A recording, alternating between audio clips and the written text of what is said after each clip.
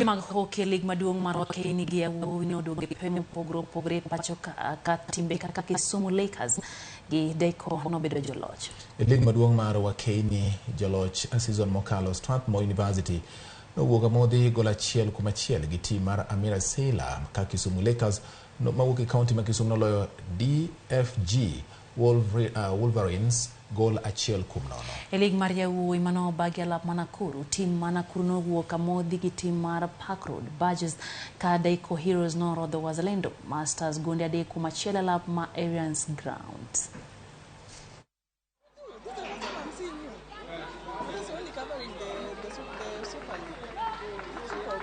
Today we had a very tough match. Actually, it was the second match in 2 days, but we had a better match than yesterday.